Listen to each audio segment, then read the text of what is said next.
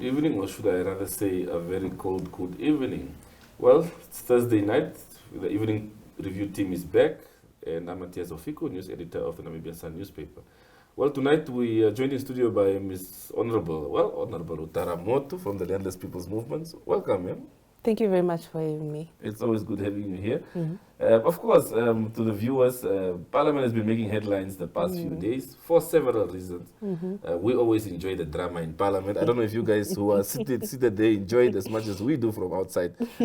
Yeah. Well, you're here today because you've had a press briefing earlier on, Yes. just to discuss several parliamentary issues and just the workings of Parliament. Chief amongst those is that your party feels that the Speaker, Honorable Peter Katjavivi, has a bone to pick with you guys. You're seemingly not happy with his conduct. You've also touched on the issue of the bills that are being rushed through to avoid grey listing. Well, some feel it's a good thing to avoid that, but of course your party has other views. You also feel that the Speaker and the Executive are stifling parliamentary democracy. And you've also touched a bit on the boxing law, which you perhaps feel is obsolete in its current format. Maybe can you just, for the benefit of the viewers, just take us through that and how everything went this morning? All right. Thank you very much for the platform. Indeed, we did have a press conference that looked into the issues that you raised. Firstly, with regard to the financial bills that have been placed, the amount of bills that have been placed, we have been given a short period. For example, we had a meeting with the Chief Whips Forum, where the governor came and he expressed, Deputy Governor came and expressed his concern in terms of the slow-paced pushing forward of the bills, and if they are not tabled, then will be grey listed. Of course, as Namibians who are prescribed by the law and have been sworn in to serve the interest of the Namibians, we were one of the political parties that agreed that the urgency is necessary to avoid the grey listing. But however, there were concerns raised by ourselves and other political parties of opposition that claimed that we do not also want to rush on important bills that will later on put the country and the business of the country at detriment. So we did agree that obviously when we started this term, the sittings, that we will start immediately with the bills, and we have been complaining for the past 2 weeks. We have not gotten any feedback on how far the bills were being were supposed to be tabled in Parliament. We had asked the Minister of Finance, Shimi, to proclaim himself with that regard, and he did say that they would be introduced. Of course, they were introduced, but however, given the urgency of the issue, that we are given a deadline of the 30th of June, and we started with the discussions about last week, that is already in its nature in itself. We are then questioning the urgency, because why are you saying it's urgent for us to push this, table these bills, but then however you bring it last minute, and then when we give you the grace period, you still extended a 2-week period of us not deliberating on this issue. So we had obviously, and also given the amount of the bills in nature. Some of the bills that were tabled is that of the livestock and livestock products bill, banking systems, and the bill on registration and civil registration and identification that looks into the registration of birth certificates, deaths, marriages, etc. That in its nature, we also questioned, is it linked to the grey listing, or perhaps are they hiding behind the grey listing notion to try and squeeze in a few bills that they failed to push through. So those motions, those bills that were tabled is what we are questioning. Of course, the country is at a dire risk of being grey listed. No Namibian in their right mind would object that. Moving forward, that we obviously have had squabbles in the past with Speaker. He's not really our favorite, and so are we to him. However, the Speaker tends to be very much a dictator. Recently on Monday, our Chief Whip had asked various questions. While he was being asking the questions to the Minister to seek clarity, there were 3 members from the SWAPO political party, namely Hilma Nikonor, Vetboy, and Mareka, who interjected to the extent where some of them were throwing slurs against against his parents. Some of them gave in Kwekwe Kovap, they were insulting him, saying that he's on the basis he shouldn't pride himself because he's on the Nama vote. Those are tribalist comments, because Hani Sevep is Damara and the woman who was doing it Vetboy is Nama.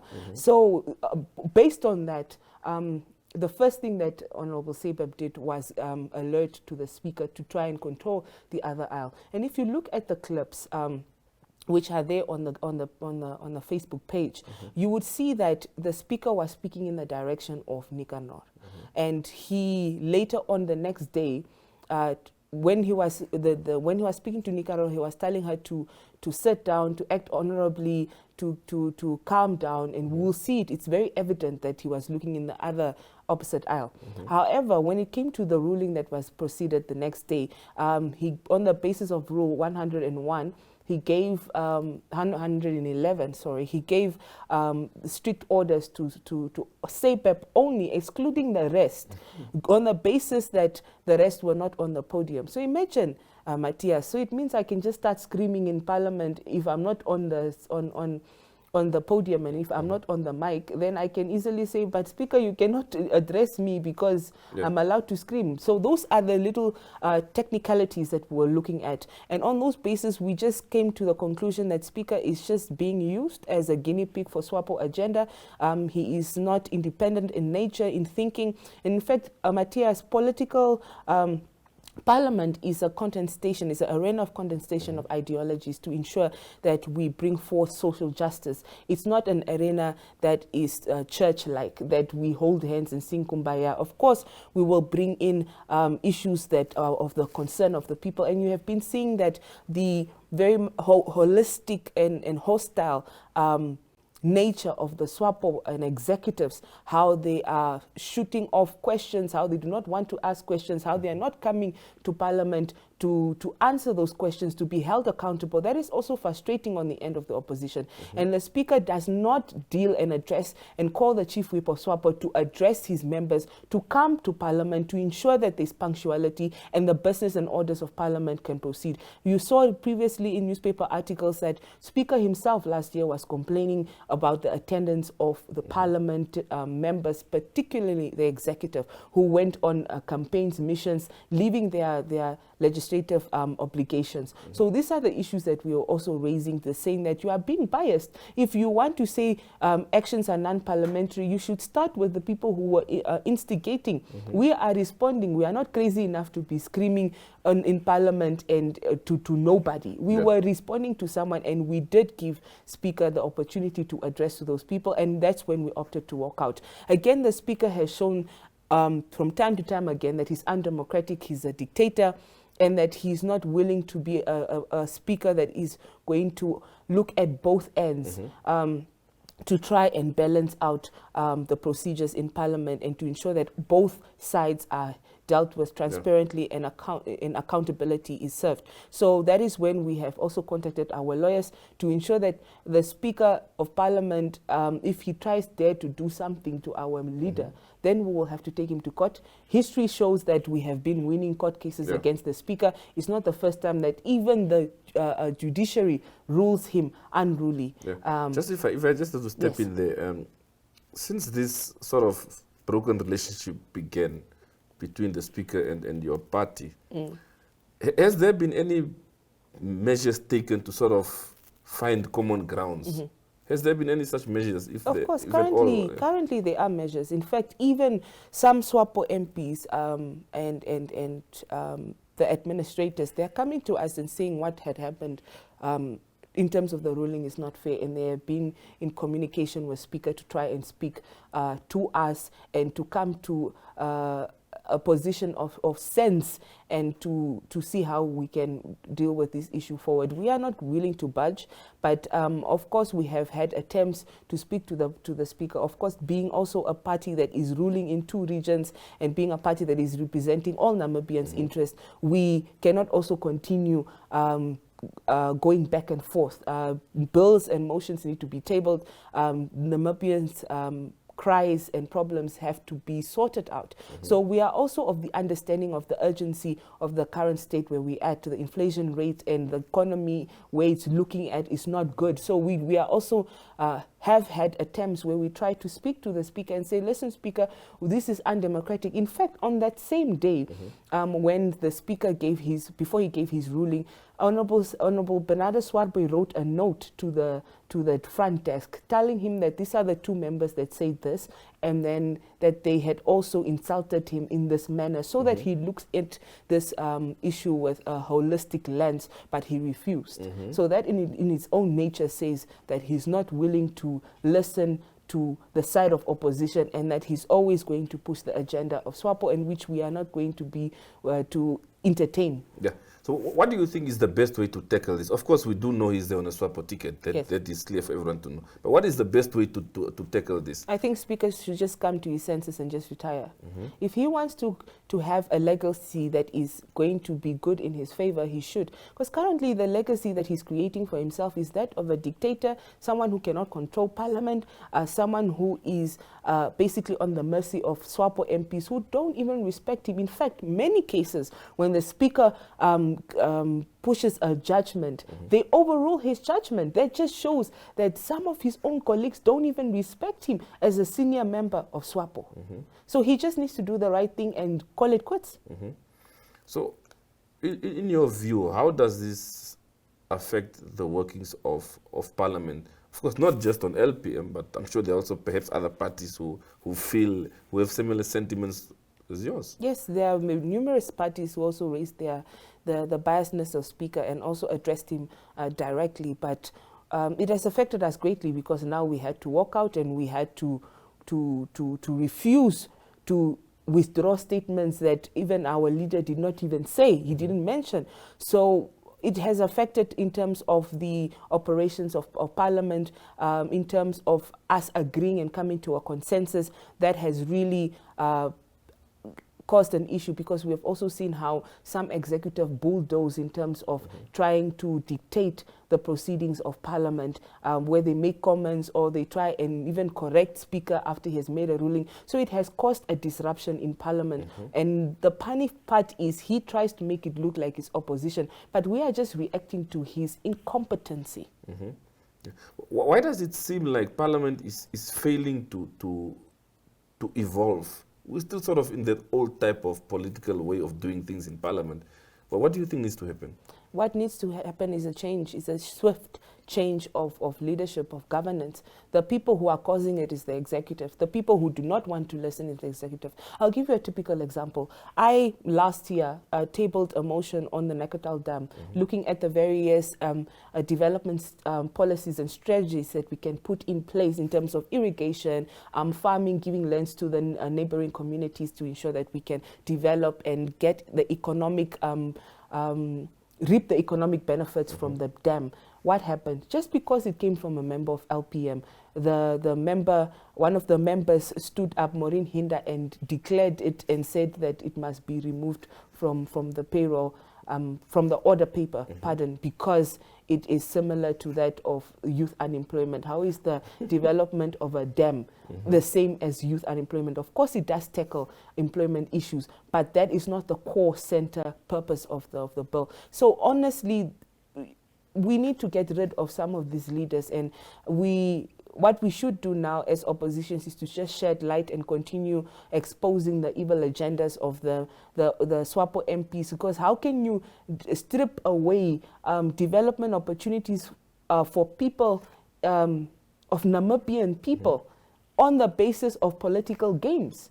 Yeah. And I myself, I even told Speaker that Speaker must rule, because he must also know that, be objective and see whether this objection was on the basis of what, if it was even making sense, if it had some form of merit. But however, because it was a SWAPO strategy that they used to always shut down the opposition's motions, opposition's questions, they proceeded to play their political games. And at the end of the day, we cannot develop the Nekadal Dam because they don't want to listen to the ideas of opposition. Yeah. Well, Honorable Mootu, we'll head for a quick break and we'll be able to continue this conversation. All right, thank well, you. Our viewers, we just head for a quick break. Don't change the dial. Welcome to My.NA Cars, your ultimate destination for everything automotive.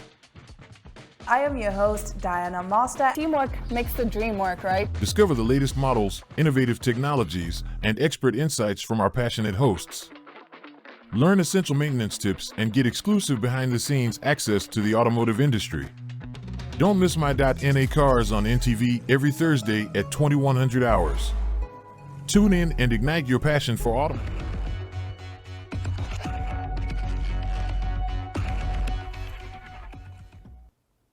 Well, welcome back from that break.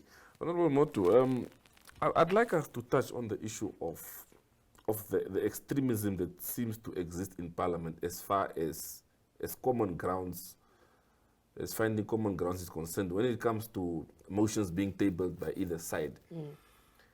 Do you think as a Parliament we are matured enough to say this is a bill tabled by SWAPO and it seems good for the country, so as LPM will support it, or vice versa? Do you think we're at this stage? And if not, what should be done for us to reach that stage? Yeah. Of course.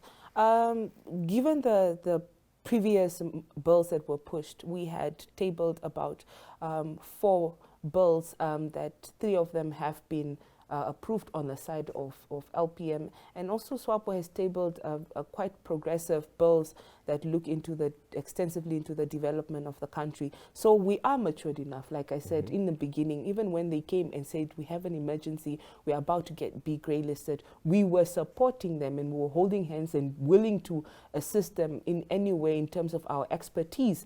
So on the operations of Parliament, we do have come to a consensus where we take off political hats and look at it from a Namibian point of view, look at it from how it's going to affect our citizens, and various bills have been tabled on education, the water and electricity bills that have been pushed and are now at standing committee, and some of the members that chair those standing committees are that of SWAPO.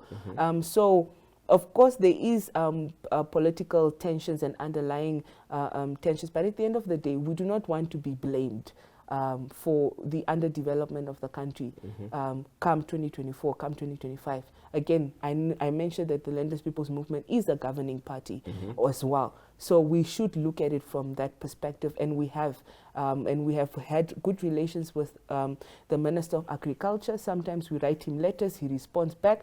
Again, but there are some ministers, for example, the Minister of Urban and Rural Development, which was also something that I mentioned in the press conference, Erastus Utoni. He's one of the most stubborn ministers and incompetent ministers that we had to deal with.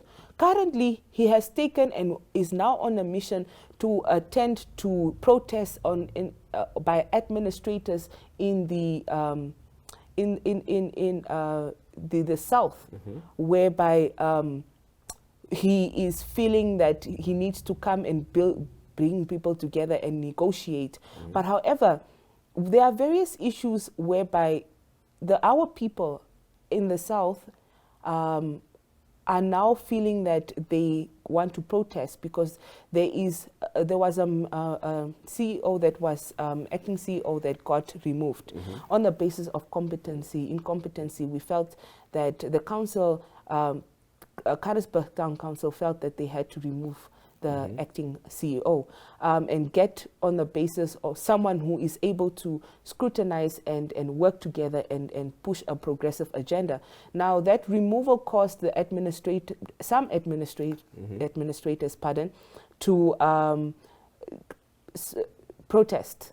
They protested and they had videos whereby they went online and then they wrote a letter to the Minister of Urban and Rural Development. And on top of that, they even did not review the meetings, the minutes of the meetings, to actually legally sign it off to see what was the basis that led to the replacement of the acting CEO. Now, because of political agendas, the minister is now currently, he went hundreds kilometers with state-funded fuel, with state-funded accommodation, where it's a waste of taxpayers' money to go and deal with that situation, when we have been giving him letters to say, let's work together, let's look at how we can look at schemes on sanitation, land delivery, he ignores us. We have even taken it up to the president on the State of Nation of Address this year.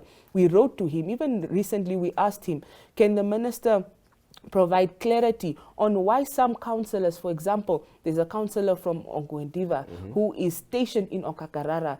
It is not per the act that someone should work outside their jurisdiction in which they have been sworn in. So now these people are living outside and getting 2 salaries and not being at the workstation in which they're supposed to be at. We brought these issues to the minister. What was his response on that? He ignored.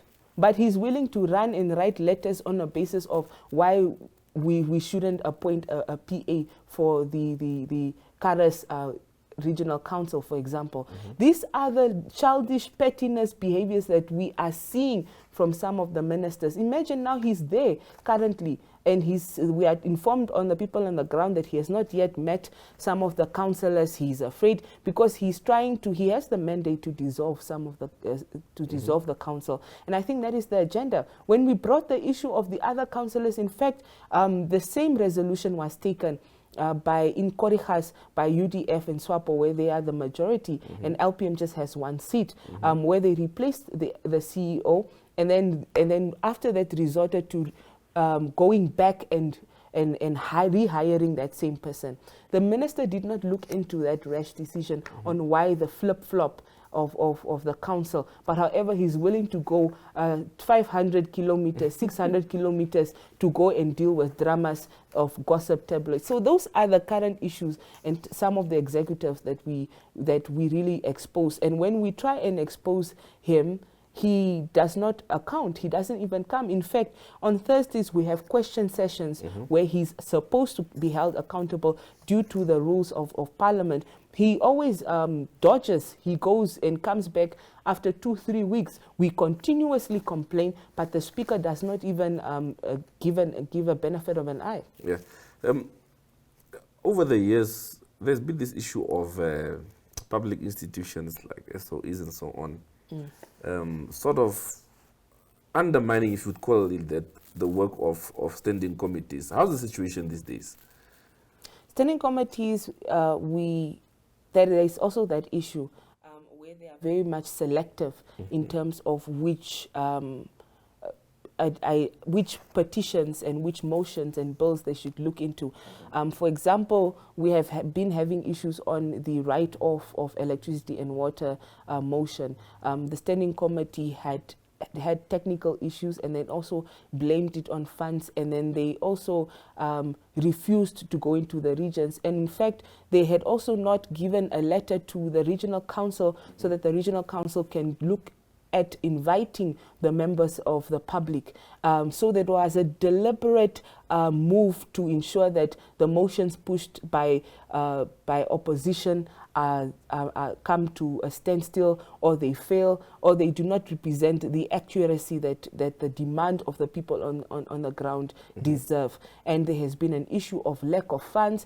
There have been a constant issue whereby the speaker's trips are being funded, fully funded, but when we have to go on standing committee missions that look into the current affairs of our people, there's always issues that there's no funds. We have to cut the members to 6 people. We have to cut the members to 3 people per group, per sitting. And it has now become a squabble of S&T runs. We have been seeing that there are some members who go on standing committee missions just for S&T purposes, and they are sitting there. They don't provide a report. They are not engaging with the public. They are not precise in terms of their feedback. They do not even have, some of them don't even have the desire to be there. They are on their phones while members of communities are out there expressing their concerns.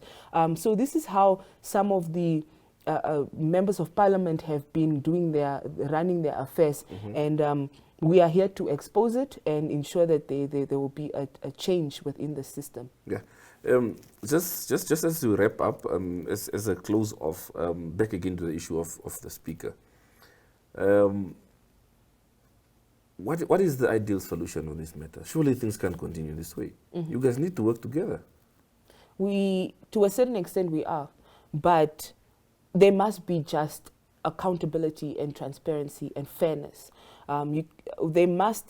Speaker must realize that he needs all of us. That it's not a one-sided approach, that he needs alternative views. And LPM has, over the years, shown and proved itself in terms of the leftist ideology and pro-poor and revolutionary of the leftist principles, has shown itself in nature that we are able to have the ideas, we bring the motions, we bring the questions, we are willing to work to ensure that the development and inclusivity in terms of development is brought to the nation. But however, Speaker must wake up and smell the coffee that his time is coming to an end. And as cold as this winter is how cold his future will be if he continues to have squabbles with us and he does not want to work together to ensure that Parliament runs smoothly. For example, now that he had led us to us leaving has caused that there was no quorum yesterday. There was no quorum yesterday, and there was about an hour of delay in terms of the procedures just because the Speaker wants to be a dictator and wants to control Parliament as if it's a swapper house. Well, Ms. Mootu, thank you very much for your time this evening. Thank you very much for having me. All the best with your work. All right, thank you. Thank you. Well, to our viewers, that's it from the Evening Review team. It's a cold night. Well, sit around the fire, have a warm cup of tea, and enjoy your weekend. Thank you.